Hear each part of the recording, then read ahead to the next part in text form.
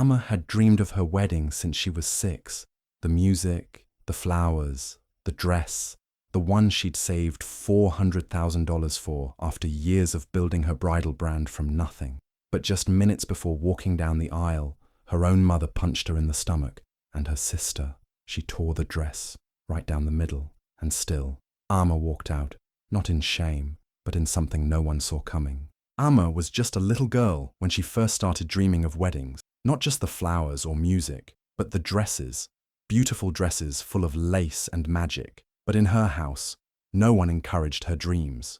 Love there was not warm or gentle. Her mother, Ify, only praised her when it suited her. Her younger sister, Sefu, was always compared to her, and that turned into silent anger. Hugs were rare, jealousy was loud. While other children played outside, Amma sat with a small notebook, drawing wedding dresses. Some laughed at her and called her silly. They said girls like her from the village never become anything big. But Amma didn't stop. She saved every little coin she could. She watched YouTube videos late at night when everyone was asleep, teaching herself how to sew, how to cut fabric, how to create beauty from nothing. When others bought clothes, Amma bought materials.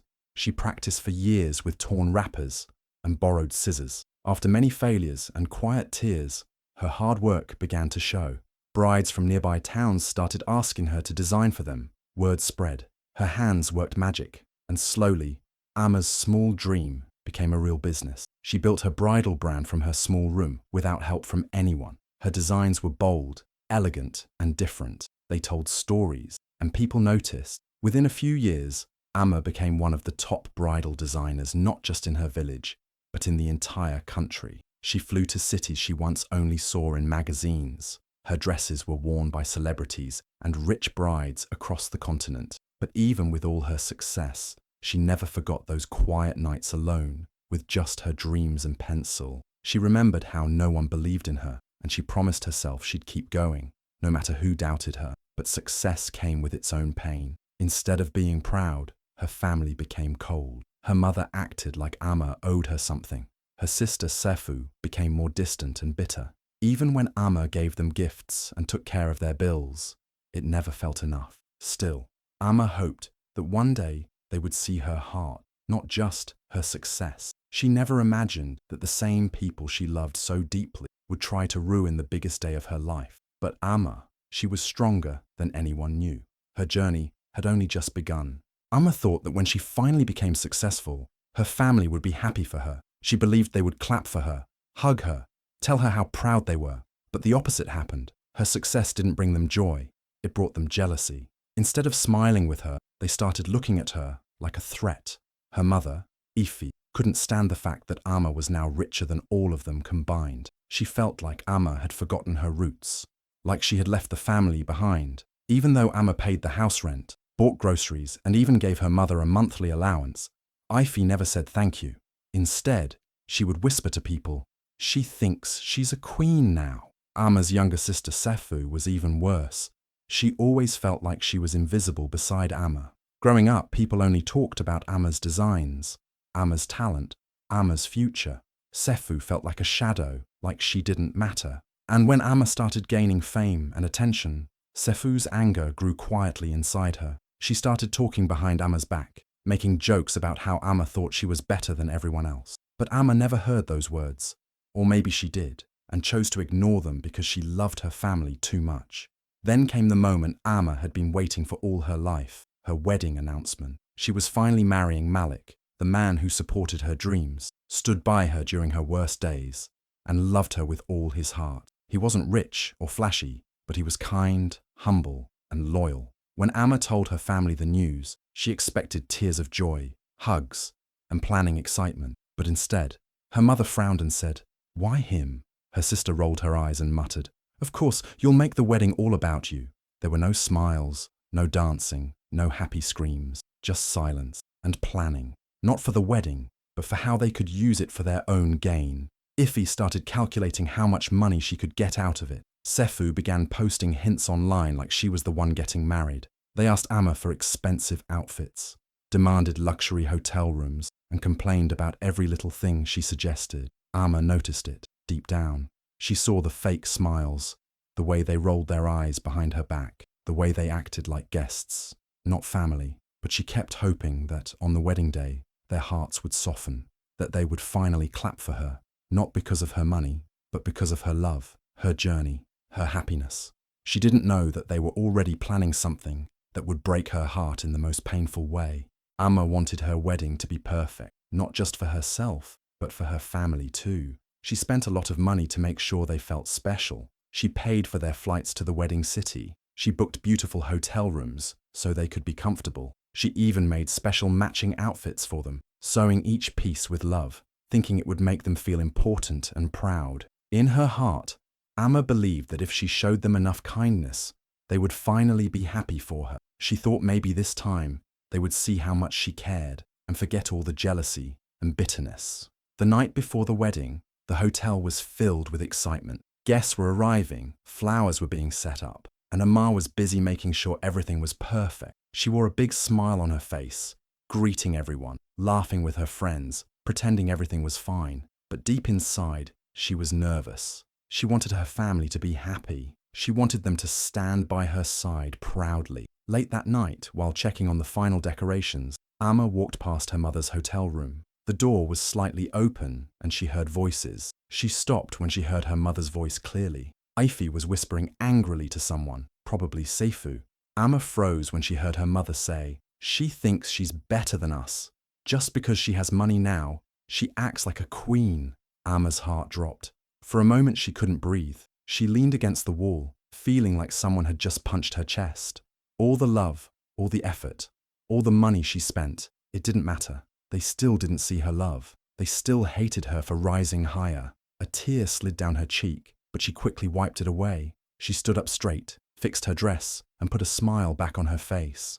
Amma told herself it didn't matter. She thought, maybe tomorrow, when they see me walk down the aisle, their hearts will change. She believed love was stronger than jealousy. She believed that family, no matter how broken, could heal when there was enough love. So she pushed away the pain. She smiled wider, laughed louder, and kept working through the night, making sure every flower was in the right place, every candle lit, every seat ready. She didn't know that no matter how much she tried, the people she loved the most were already planning to ruin the most important day of her life. Amma still believed that love would win, but the storm was already gathering, and by morning, her whole world would be turned upside down. The morning of the wedding was supposed to be full of joy and excitement. Amma woke up early with butterflies in her stomach. She looked around at her beautiful hotel suite, filled with her dream wedding gown, shoes, jewelry, and everything she had worked so hard for. Her $400,000 custom-made dress hung in front of the mirror, shining like magic. It was the dress she had imagined since she was a little girl. She had designed every detail herself: lace, pearls, embroidery. Everything was perfect. She was finally about to live her dream. As her makeup artist started working on her face, the room was filled with soft music and laughter from her friends. But outside the room, tension was building. Amma's assistant rushed in, looking nervous. There was a fight happening about who should sit where at the wedding.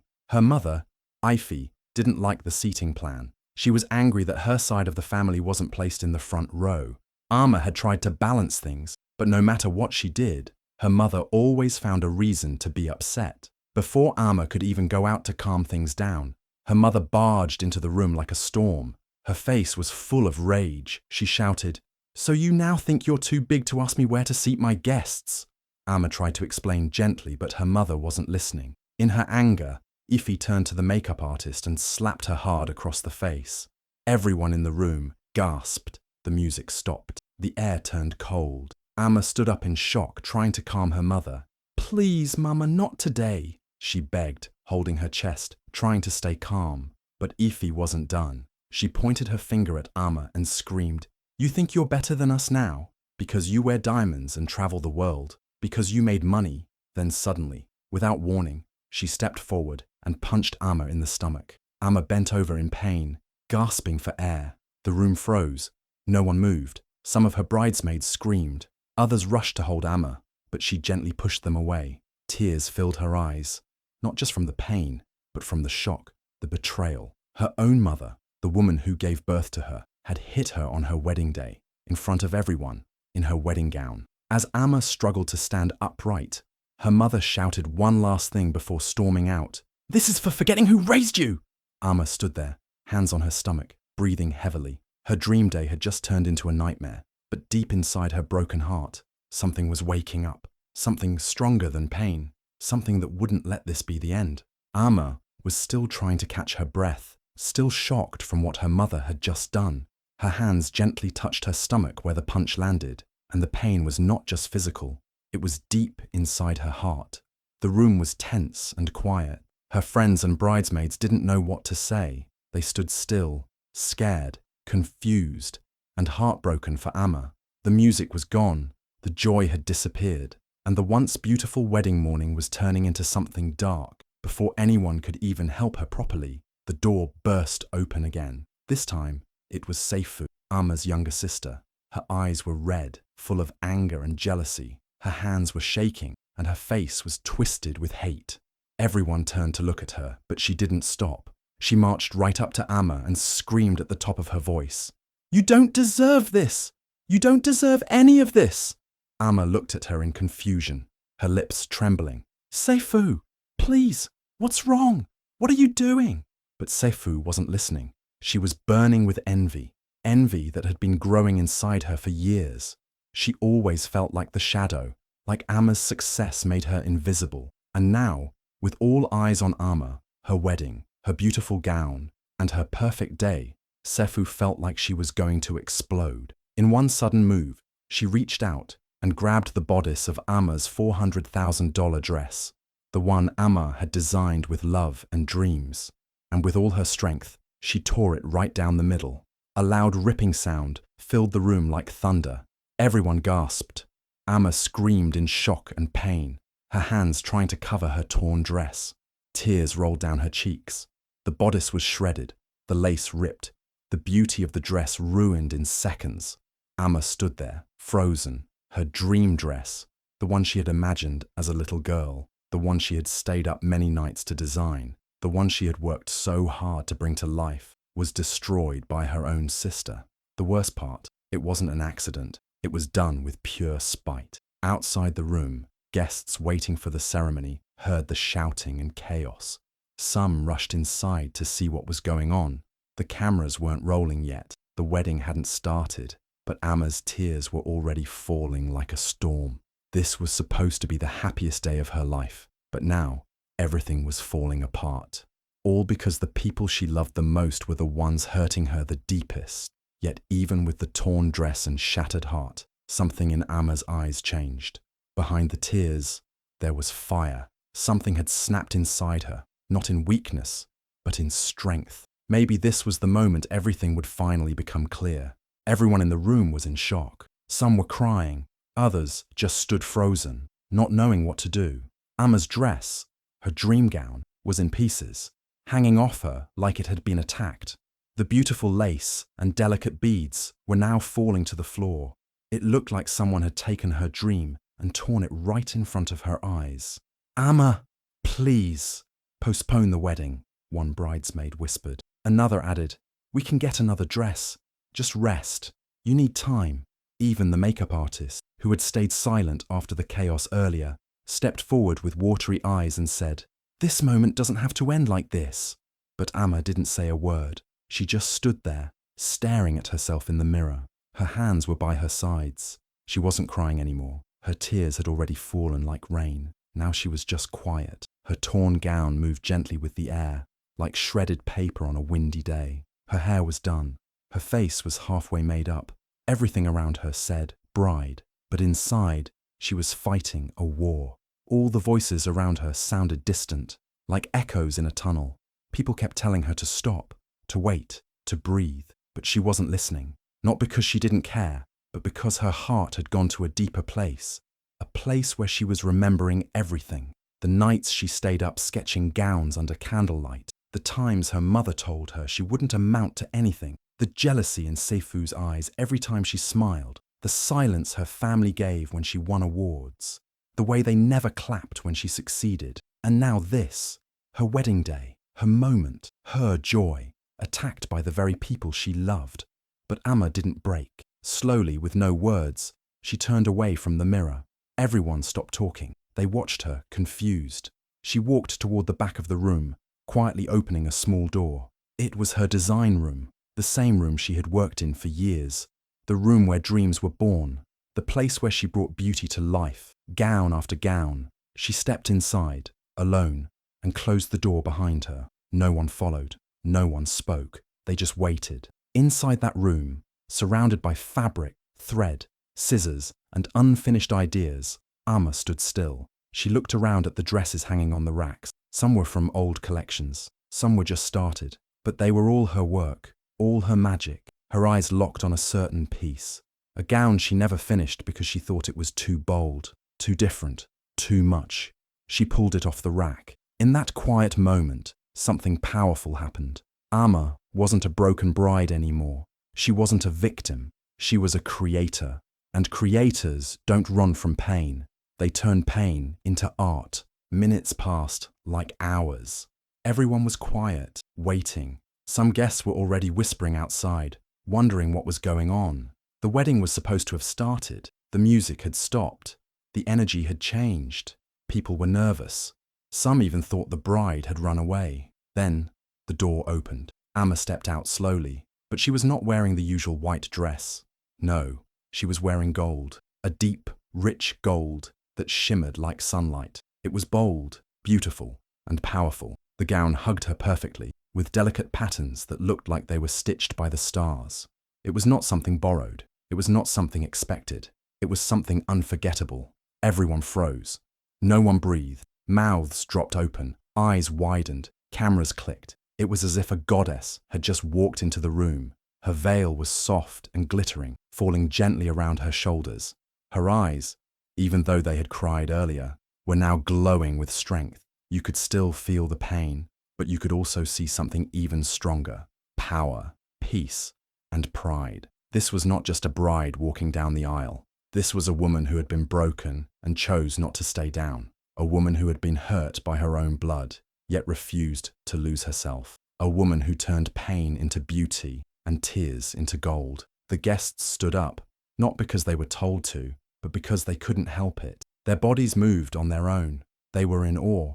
Some clapped slowly, some cried, some just stared, speechless. Even the ones who came to gossip or criticize now stood with their hands over their mouths, ashamed and amazed. Her walk was not rushed. It was calm, graceful, and powerful. With each step, it was like she was saying, "You didn't break me. You made me stronger." She looked straight ahead, not looking for approval or love. She was already full of both, from within. Malik, her groom, stood at the altar, his eyes filling with tears, not tears of sadness, but of deep respect and love. He knew what she had gone through. He had seen the fight and now he was watching the woman he loved become a legend in front of everyone's eye. There were no flowers being thrown, no fancy music playing, yet it was the most magical walk anyone had ever seen. It wasn't about the gold dress or the makeup. It was about the strength that covered her like armor. She didn't walk down that aisle like a bride. She walked like a queen, and everyone there knew they would never forget this moment. Not in 5 years, not in 50, because that day, Amma didn't just walk to her wedding. She walked into history. The moment had come. The room was quiet again. Amma stood before Malik, her golden gown still glowing under the soft lights. Everyone waited for the vows, the words that would seal their love. But no one was ready for what Amma was about to say. She took a deep breath. Her voice was steady, but you could feel the emotions behind it. She looked straight at Malik, then at the guests, then back at him again. There was no shaking in her hands, no fear in her voice, only truth. She said, "Some families birth you, some break you, but real love heals you." The room was silent. It felt like even the air had stopped moving. Those words cut deep, because they were not just vows. They were her story. She didn't talk about fairy tales or perfect lives. She spoke about pain, about betrayal, about being hurt by the people who were supposed to love her the most.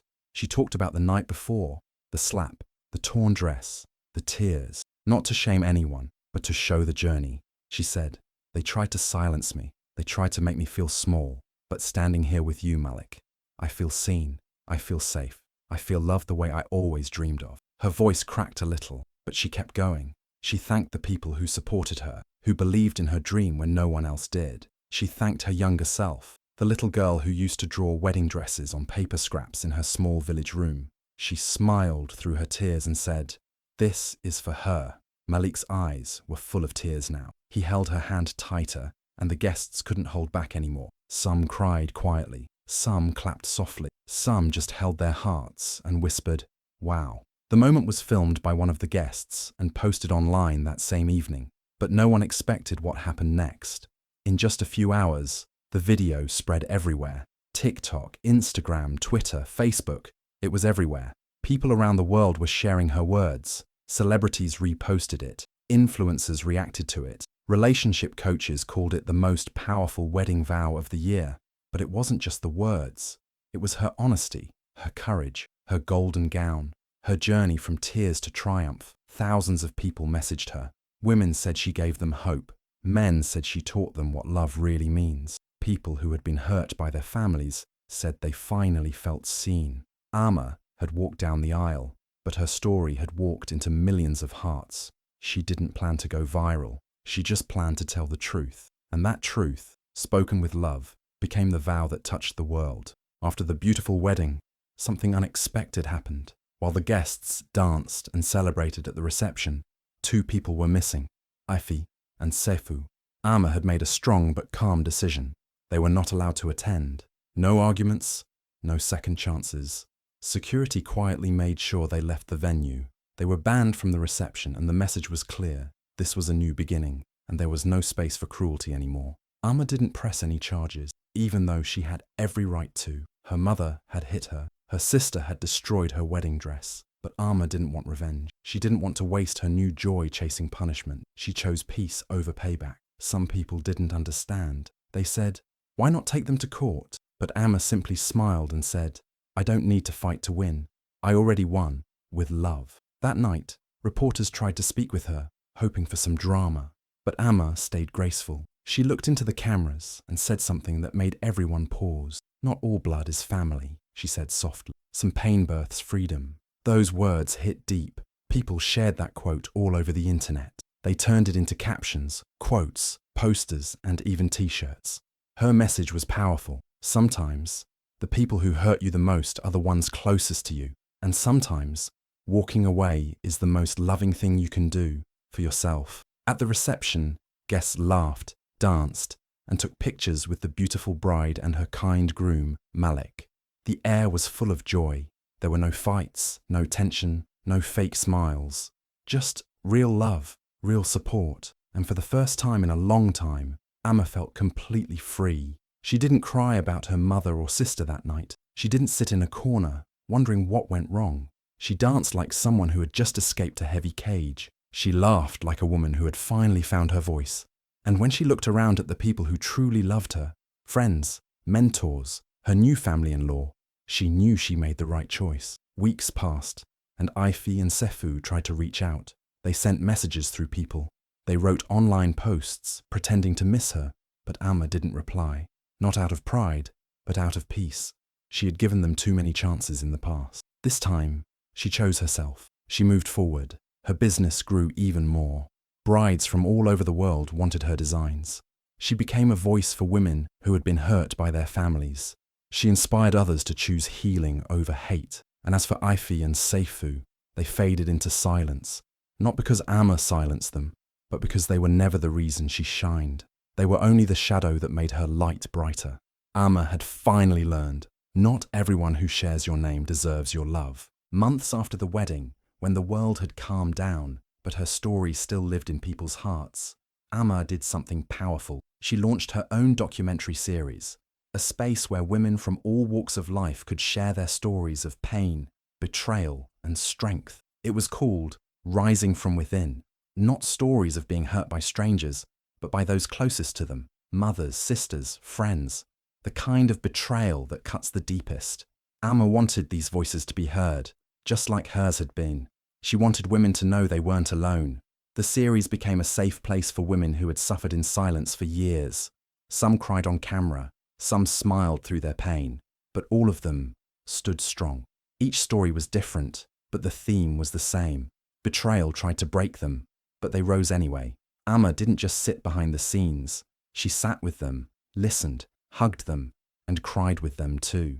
She wasn't a celebrity in that space. She was a sister, a survivor, just like them. Her gold gown, the one she wore down the aisle after her white dress was torn, became something bigger than just fashion. It became a symbol, a statement. Photos of it went viral. Designers all over the world tried to copy it, but no one could match the story behind it. The gold wasn't just fabric. It was fire, survival, power. People started calling it the Phoenix dress, because just like a phoenix rises from ashes, Amma rose from betrayal and heartbreak. And the $400,000 dress? The one that was torn in anger and envy? Amma never repaired it. She didn't throw it away either.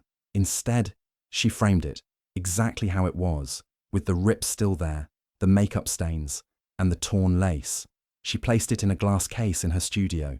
Right under it, in gold letters, she wrote, "This is what it took for me to rise." It wasn't just a broken dress anymore. It was proof of what she survived. A reminder to every bride who walked into her studio that sometimes the most painful moments create the strongest women. Brides would stand before it, tears in their eyes, understanding the message without Amma needing to say a word. Her studio became more than a business. It became a healing place. And Amma, she became more than a designer. She became a voice for women who needed the courage to walk away, the strength to stand alone, and the belief that even in pain, they are still worthy of love, beauty, and a crown. Because Amma didn't just wear a gown, she wore her scars like jewels. She built her crown from ashes, and she made sure the world never forgot it.